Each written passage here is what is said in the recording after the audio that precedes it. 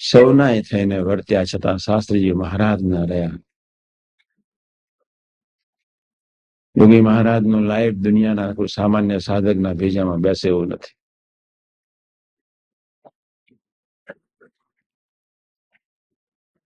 ગાડી આવીને ડબ્બો શાસ્ત્રી મહારાજ જ્યાં ઉભા હતા ત્યાં અંદર બેઠા.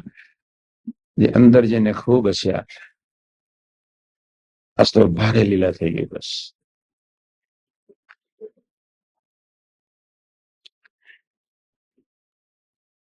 એ જ કેવું જીવન જીવી ગયા.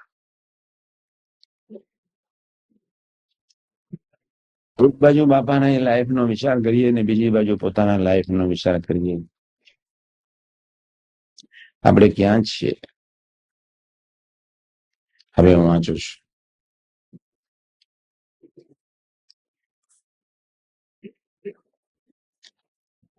અભ્ય અનુસાર 30 તો તમે બધાએ મોડી કરી દીધું હશે જ.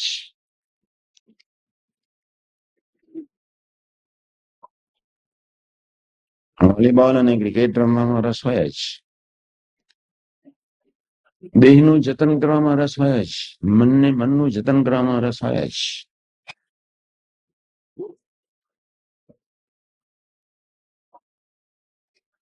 શ્રદ્ધાથી મંડવું એ જુદી ચીજ છે. મનની રીતે કોઈ પણ ક્રિયા કરવામાં પચન શ્રદ્ધા હોય. વૈજ્ઞાનિકોમાં પચન શ્રદ્ધા હતી જ.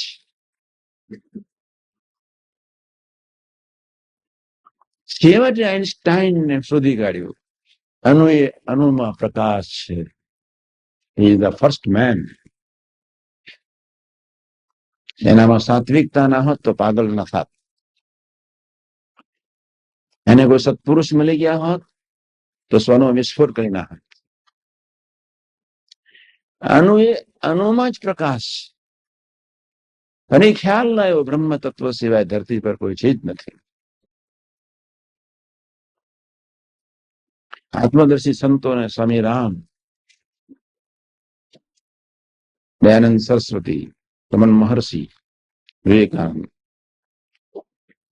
નાનક કે કબીર એવા માણસોને પૂછો તારે એમ જ કહેશે કે બ્રહ્મથી સભર સૌ છે. આટલો જ વિચાર કરીએ. અક્ષર બ્રહ્મની તો કોઈને કલ્પના જ ના આવી. આત્માની કલ્પના આવી. ઉપાસના સિવાય સંજોગોમાં નિર્વાસનિકપણું શક્ય નથી. ઉપાસના સિવાય કોઈ સંજોગોમાં બ્રાહ્મી સ્થિતિ શક્ય નથી. તમે જ વિચાર કરો આપણા માટે કેટલું સુગમ છે. દુનિયાના સાયન્ટિસ્ટો તરફ નજર કરીએ, દુનિયાના ટોપ આત્મદર્શી પુરુષો તરફ નજર કરીએ તો બીજી બાજુ બહુ સ્પષ્ટ ભગવાન સ્વામિનારાયણે કહી નાખ્યું, હું આત્મા છું 1000 વર્ષ સુધી કે પણ જીભને આત્માને ચાટ્યા જ કરો, સ્વાદ ના આવે.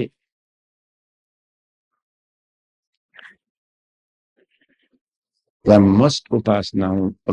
હું અક્ષર તો પુરુષોત્તમ, હું સ્વામી તો નારાયણ. 4 પ્રકારનું ભજન મસ્ત.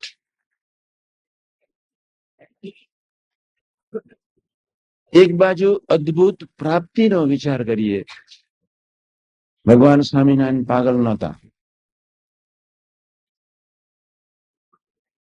પ્રશ્ન એટલો જ છે, એમને ભૂલકો બનાવવો છે. કોઈ બીજું હેતુ નથી. આ વાતને આજે સમજીએ પછી ગમે ત્યારે સમજીએ. સમજવાનું આટલું જ.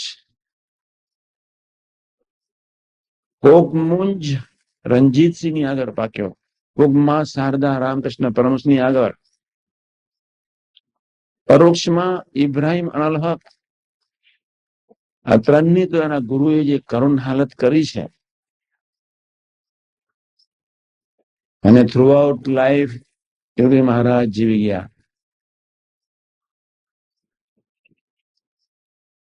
બધી જ રીતે ભેજો બંધ થઈ જાય એવા સંજોગોમાં બધી જ રીતે અપમાનો સહન કર્યા. ત્યારે સ્વામી બોલી શક્યા, હું સુખ્યો થઈ ગયો. બસ આપણે વિસ્ફોટ કરવાનો છે સ્વનો. તમે છો જ નહીં, અસ્તિત્વમાંથી બહાર નીકળવાનો છે. આજે કે કાલે ગમે ત્યારે પાપમાંથી બહાર નીકળવાનું છે ને પુણ્યમાંથી બહાર નીકળવાનું છે. રજોગુણમાંથી બહાર નીકળવાનું છે, તમોગુણમાંથી, સત્વગુણમાંથી બહાર નીકળવાનું છે, અને સામ્ય અવસ્થારૂપ જાનપણામાંથી બહાર નીકળવાનું છે. ત્યાં વતનાથ મસ્ત, બહુ સહેલામાં સહેલું વતનાથ. એક સામાન્ય ખપનો વિચાર કરીએ તો એક લૌકિક સિદ્ધિઓ માટે માણસ ગમે તેટલો ભીડો વેઠી શકતો હોય, અંતરાત્માને સમૃદ્ધ બનાવવા માટે આ વતનાથ તો આપણા માટે બહુ સુગમ છે, સરળ છે. લૌકિક સિદ્ધિઓને પ્રાપ્ત કરવા માટે રાષ્ટ્રીય નેતાઓએ કેટલું બધું સહન કર્યું છે. વીર સાવરકરે કેટલું બધું સહન કર્યું છે. જલિયાનવાલા બાગમાં જે બળી જનાર સૈનિકો, પ્રજા, એને કેટલું બધું સહન કર્યું છે. અત્યારે તો આપણે એવું કઈ છે નહીં.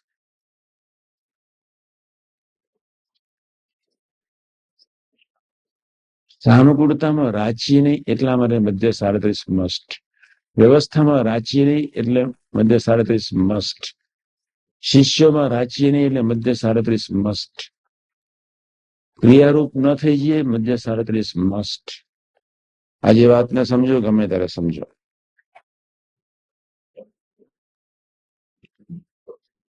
બે શબ્દ આપણને કોઈ કહે અથવા તમારી વાત કોઈ ત્રીજો કરતો તમારી પાસે વાત આવી તો બી આપણે વિચારમાં પડી જઈએ છીએ. કેટલું સાત્વિક અહમ હશે, રાશિ અહમ હશે, તામસી અહમ હશે. વાત વાતમાં આપણે વિચારમાં, સુવિચારમાં જવાનું, ડુ એન્ડ ડાય.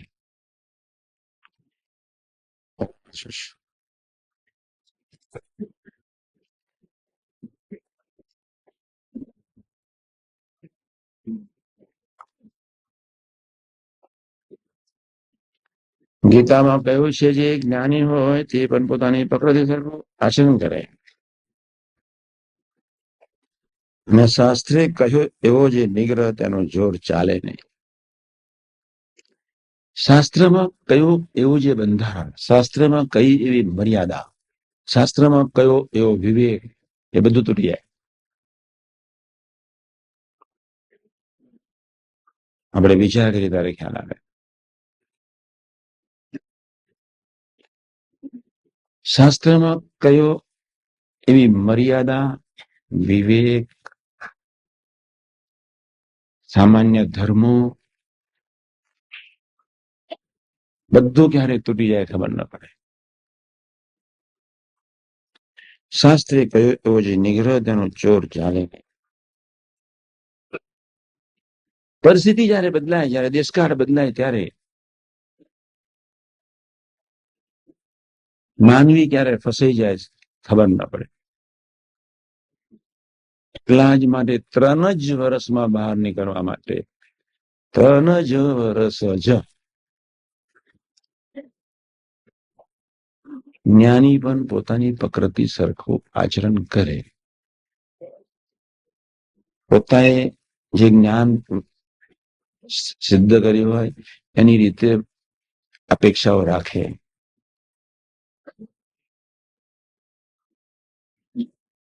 અને એ અપેક્ષાઓ જીવતો રહે. સાત્વિકતાનું પોષણ થાય. અને ક્યારે સંબંધ તોડી નાખે ખબર ન પડે. સાત્વિકતા જ્યાં સુધી છે ત્યાં સુધી બધા દોષ છે, સમજો. સાથે કે સત્વગુણમાં જેટલું જાનપણું રહે છે એટલા કોઈ ગુણમાં જાનપણું નથી. સત્વગુણ જેટલો અભાવ લેવડાવે છે, સત્વગુણ જેટલો મનમુખી જીવડાવે છે, સત્વગુણ જેટલો ભગવદીથી દૂર લઈ જાય છે, સત્વગુણ જેટલો સંબંધ તોડાવે છે, હિતમાં દયા પ્રીતિ જેટલો સંબંધ તોડાવે છે. એટલે કે શાસ્ત્રે કહ્યું એવો જે નિગ્રહ તેનો જોર ચાલે નહીં. માટે એ સ્વાભાવિક પ્રકૃતિ છે તે સે ઉપાય કરીને ટળે. આપણે ટાળવી છે. રામકૃષ્ણ પરમહંસ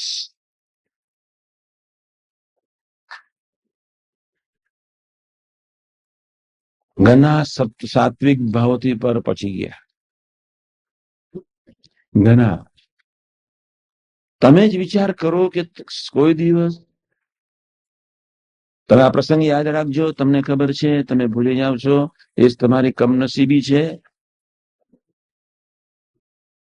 એક માં શારદા ન ભૂલી. આપણે બધાએ જાગ્રત રહેવાનું છે.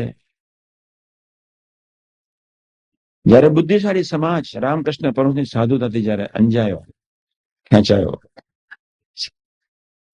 જયારે એમની સાધુતા એમના હૃદયમાં સ્થાન લીધી, પોતાની જાતને છુપાવવા માટે રામકૃષ્ણ પરમહંસ ખૂબ ગાળો બોલતા હતા.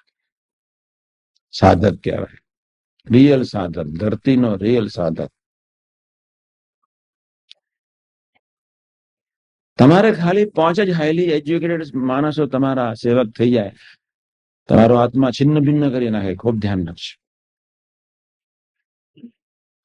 રામકૃષ્ણ પરમહંસ ગાળો બોલે, એટલી ગાળો બોલે, એટલી ગાળો બોલે, ગાળો બોલીને રીસે અંદર જતા રહે. 10 વર્ષ સુધી ચલાવ્યું. 2 દિવસ માટે નહીં. એક બહુ બુદ્ધિશાળી માણસે પ્રશ્ન પૂછ્યો